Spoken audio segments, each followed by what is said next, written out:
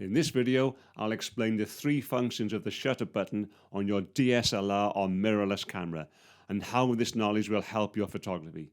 And I'll also show you how to solve a very common problem when you're focusing.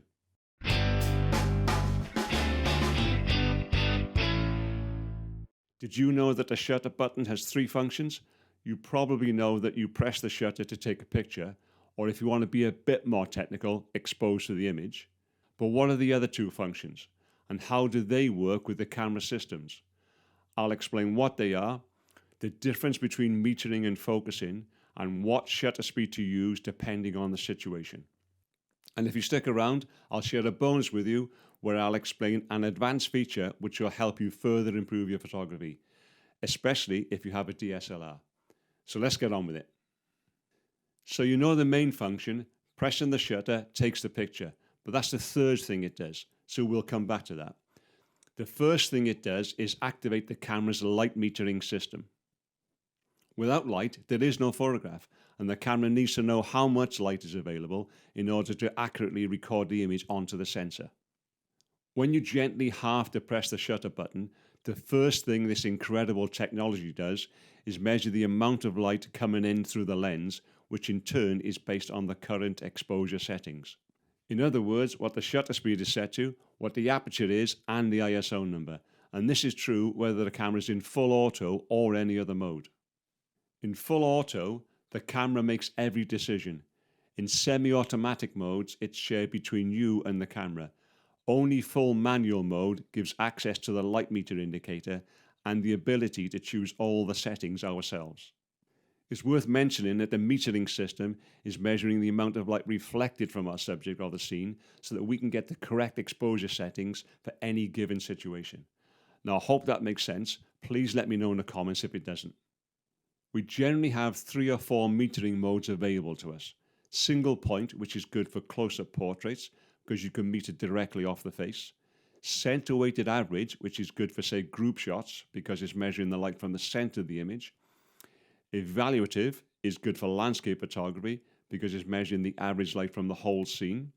And some cameras also have partial metering, which covers about 5 or 6% of the center of the frame, giving more accurate metering on your subject.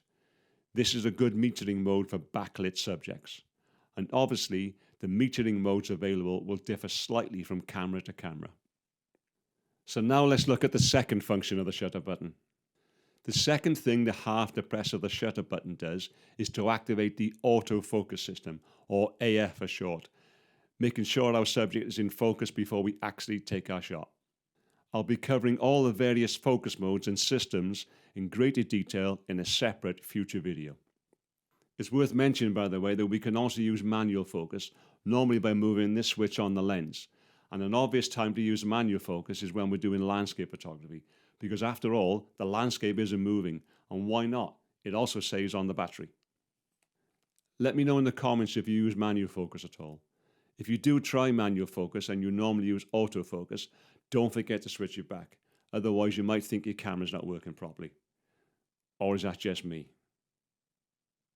So in a fraction of a second, a half depress of the shutter button activates both the metering system and the autofocus. Now, as you probably know, fully depressing the shutter button takes the shot, and that's the third function. To reduce camera shake, the shutter button should be pressed lightly and smoothly. Another thing I would recommend to help avoid blurry pictures due to camera shake is that when you're hand holding your camera, that your shutter speed should be no slower than 1/60th of a second. And as a rule of thumb, the shutter speed should be at least equal to the focal length of the lens. For example, if you're using a focal length of 100 millimeters, 1/100th of a second, a 200 millimeter lens, 1/200th of a second, and so on. And yes, I know that most cameras and lenses now have image stabilization, but why take a chance? And while we're talking about shutter speeds, common or typical shutter speeds would be 1/30th of a second to 10 seconds for motion with blur and panning shots, 1/60th of a second to 1/250th of a second for everyday general photos and still or near still objects. For example, my go-to for headshots is 125th of a second. 1/1000th of a second to 1/4000th of a second for freezing fast-moving objects. And before I explain that bonus I promised you, I'd like to give you something. If you'd like my 40-page ebook, The 3 Essential Pillars of Good Photography, you can get the download by signing up to my monthly newsletter.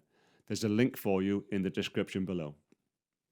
It's completely free, so be sure to grab your copy. Now, that bonus tip. Now, I don't know about you, but one of the problems I find when half depressing the shutter to meter and focus is having a trigger finger and taking the shot before I meant to. The solution to this is back button focus. I've used it since I got my first DSLR 15 years ago, and I swear by it. Back button focus means that you can assign one of the buttons on the back of the camera to be the focus button. I have this button here as my focus button, which removes it from the shutter button. So I can meter with my index finger, focus by pressing my thumb on the back button, and then take the shot with my index finger. It's kind of a pinching motion. It takes a little bit of getting used to, but I find it much better, and no more trigger finger. I've got my camera set up so a single press focuses and will stay that way until you press again. And continuously holding the back button will mean that it's constantly focusing, which is great when tracking a moving subject. Each camera is slightly different to set up, so you may need to refer to your manual or a guide of some sort. So, now you know the 3 functions of the shutter button, the difference between metering and focusing, and how to avoid trigger finger. If you got something from this video, why not like and subscribe? It doesn't cost you a penny, it's very much appreciated, and it really does help others that might find this channel useful. That's it for now, take care, and I'll see you in the next one.